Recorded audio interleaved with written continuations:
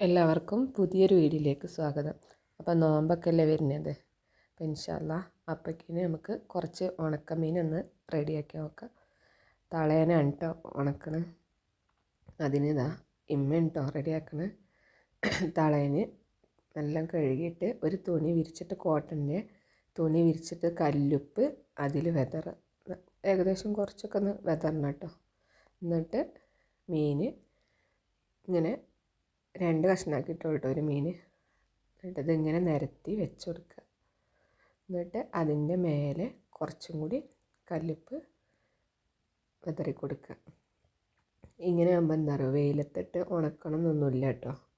വെയിലത്തിട്ട് ഉണക്കിയാൽ അതിൻ്റെ ഒരു ഇത് കിട്ടും. പക്ഷേ വെയിലത്തിട്ട് ഉണക്കാൻ പറ്റാത്തവരുണ്ടാവില്ല സാഹചര്യം കൊണ്ട്. അങ്ങനത്തെവർക്ക് ഇങ്ങനെ ചെയ്താൽ നല്ല ഉണങ്ങിയ പോലത്തെ മീൻ തന്നെ കിട്ടും കേട്ടോ.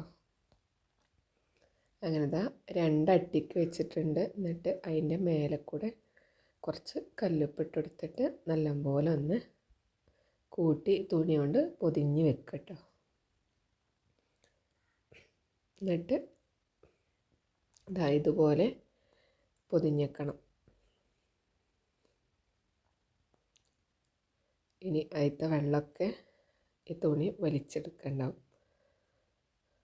അങ്ങനെ കൂട്ടിയതാ സെറ്റാക്കി വെച്ചിട്ടുണ്ട്. ഇനി ഇത് കുറച്ച് ദിവസം കഴിഞ്ഞിട്ട് തുറക്കണതാണ് കേട്ടോ. കുറച്ച് ദിവസം കഴിഞ്ഞ് ഒരു 5-6 ദിവസമൊക്കെ കഴിഞ്ഞാൽ തുറന്ന് നോക്കാം. അപ്പോൾ കണ്ടില്ലതാ മീൻ നല്ല ഉണങ്ങിയ പോലെയല്ല, ഉണങ്ങിയിട്ട് തന്നെ കിട്ടിയിട്ടുണ്ട്. നമ്മൾ കടയിൽ നിന്നൊക്കെ വാങ്ങണ പോലത്തെ ഉണക്കമീൻ്റെ പോലെ തന്നെ ആയിട്ടുണ്ട് കേട്ടോ. അപ്പോൾ വീഡിയോ ഇഷ്ടപ്പെട്ട എല്ലാവരും ലൈക്ക് ചെയ്യാനും സബ്സ്ക്രൈബ് ചെയ്യാനും മറക്കണ്ട കേട്ടോ.